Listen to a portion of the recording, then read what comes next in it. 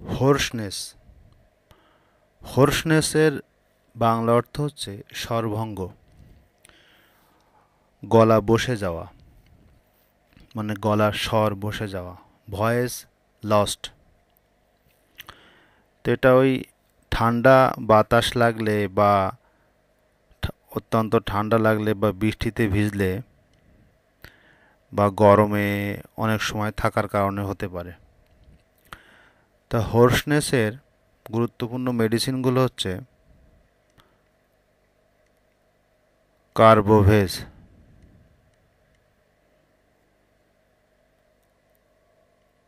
Argentum metallicum, Argentum metallicum, তারপরে হচ্ছে Causticum, Causticum, তারপর ককুলাস ক্যানাডেন্সিস, ককুলাস ক্যানাডেন্সিস।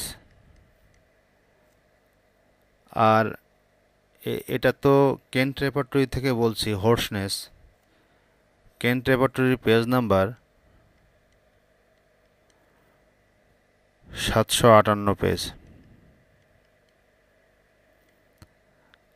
আর জেমস টাইলর কেন্ট এর ওয়াইফ ডক্টর মার্গারেট লুসি টাইলরের একটা রেপার্টরি আছে কমন কোল্ডের উপরে, miniature repertory of common cold.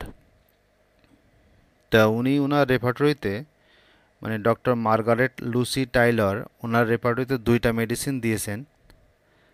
একটা হচ্ছে বেলেডোনা আর একটা হচ্ছে ফসফরাস।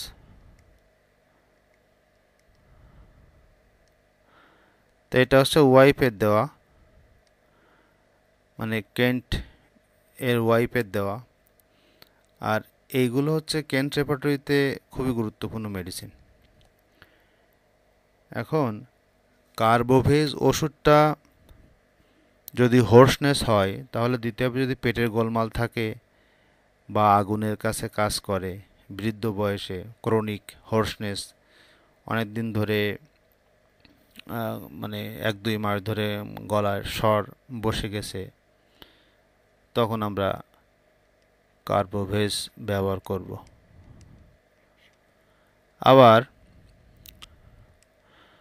আর্জেন্টা মেটালিকাম দেখব যে যারা সিঙ্গার,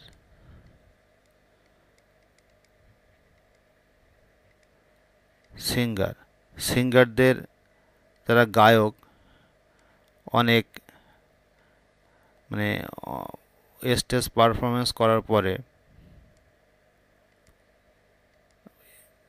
গলার স্বর বসে গেছে,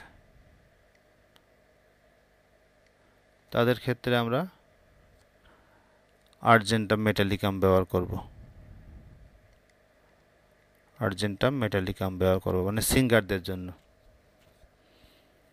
আর যদি অ্যাকিউট হোর্সনেস হয়, হঠাৎ করে হলো, তখন কিন্তু ককুলাস ক্যানাডেন্সিস ভালো কাজ করবে। আবার দেখা গেল যে বৃষ্টিতে ভিজে বা হঠাৎ করে ঠান্ডা বাতাস লেগে, ফ্যানের বাতাস লেগে মুখটুক লাল হয়ে গেছে, গলার স্বর বসে গেছে, তখন কিন্তু বেলেডোনা ভালো কাজ করবে। তারপর ফসফরাস দিতে গেলে আমরা দেখব যে আইসক্রিম খেয়ে, গরমের ভিতরে আইসক্রিম খেয়ে বা ঠান্ডা জিনিস খেয়ে গলা বসে গেছে, সেক্ষেত্রে ফসফরাস ভালো কাজ করবে। তো এই হচ্ছে হোর্সনেস বা স্বরভঙ্গ বা গলার ভয়েস লস্ট সম্পর্কে বললাম। তা ভালো থাকেন, ধন্যবাদ।